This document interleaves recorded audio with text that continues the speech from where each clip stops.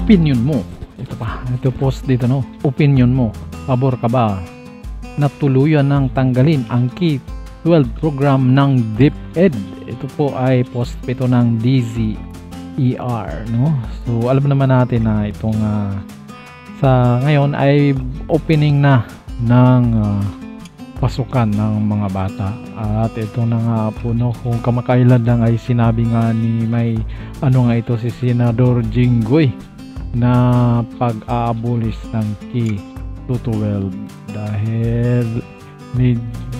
dahil karamihan nga sa ating mga kababayan, lalo na dito sa medyo sa tamang-tama lang ng sitwasyon sa buhay, ay talagang ramdam na mukhang dagdag pasanin lang itong K-12 na ito, no? So ito, may nakalagay dito, opinion mo, pabor ka ba na tuluyan ng tanggalin ang K-12 program ng DepEd? So dito kita natin dito sa mga comment section, no, dahil dito muna tayo sa mga ganitong issue, no. Tigil muna tayo, pahinga muna tayo dyan sa mga impeachment na laging bukang bibig ng gobyerno, ng administrasyon. Ito, impeachment, Senate, bakit di kayo nag-impeachment?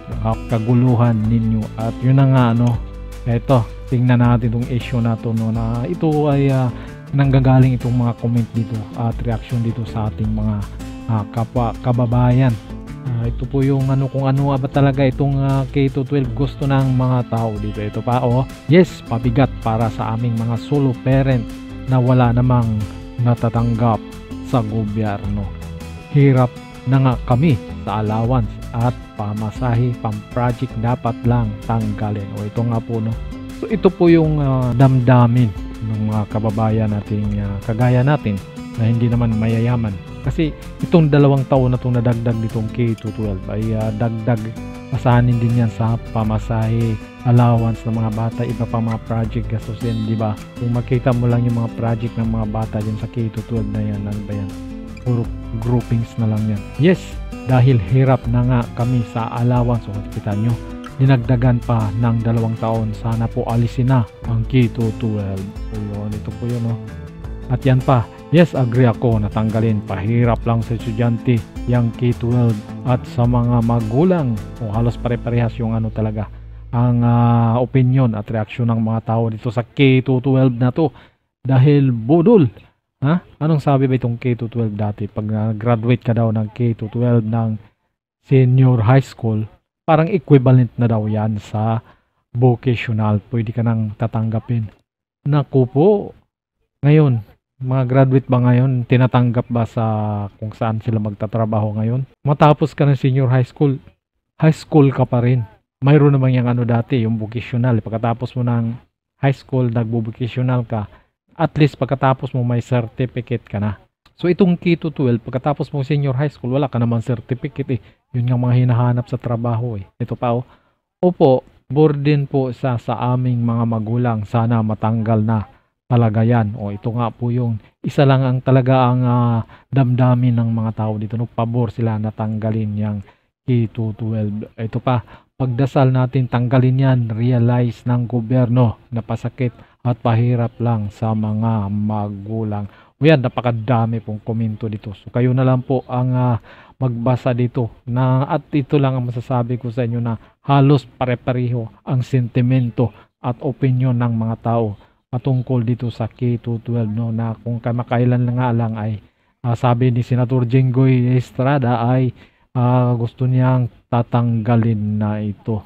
Kaugnay pa rin dito sa K-12 at ito sa DZER pa rin ito. Mayroon silang gumagawa sila dito sa online, dito sa kanilang gumagawa po sila dito ng survey. Ito, pabor ka bang tanggalin na ang K-12 program? At itong survey nila ay mayroong 7,300 na bumuboto. At ang resulta ay ito, 86% yung pabor na tanggalin. At mayroong 14% yung hindi. So sa katanungan na pabor ka bang tanggalin na ang K-12 program ng DepEd? At basa tayo ng mga comments dito, no? Ayan, no? So yan po yung mga comment, oh.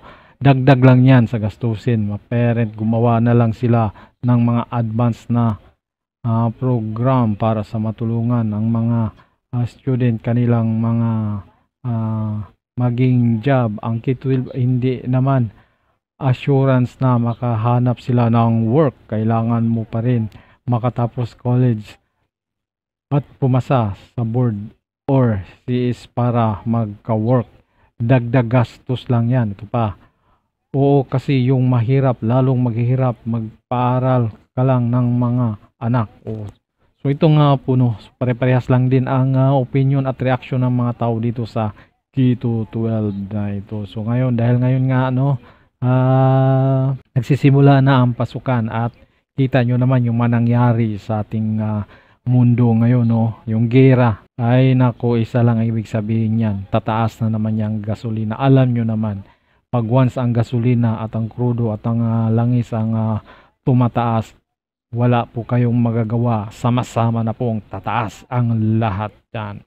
Kaya antay-antay lang kayo. Ito pa yung ano natin, yung nasa namumuno sa atin, puro politika, puro Duterte, puro impeachment, tapos magsasalita sila, fake news yan, puro fake news.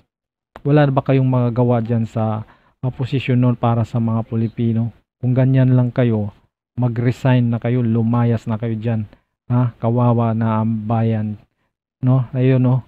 Dami-dami ng mga naglabas dito ng kanilang mga opinion at reaction dito para dito sa K-12 na ito, no?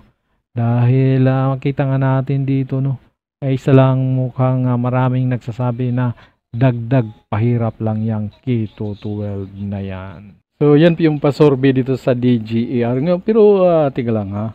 Titignan natin kung sino bang nagpasimuno nitong K-12 na ito, no? Sino ba yung nagpasimuno dito? Bakit lumabas yung K-12 na yan? So titignan natin kung sino ang namumuno dito.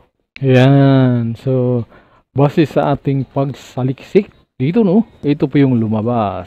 Yan, no, people who asked, who is the author of K-12 program? Ito pala yun, no.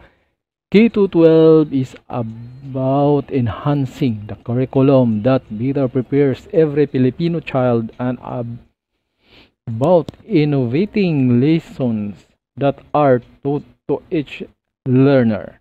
Senator, author of Senate Bill number 3286 or the Enhanced Basic Education Act of 2012, said 2013. So 2012 pa pala itong ano na to, K-12. Ayan, yan pala ang may ano dito sa K-12 na ito. So yun.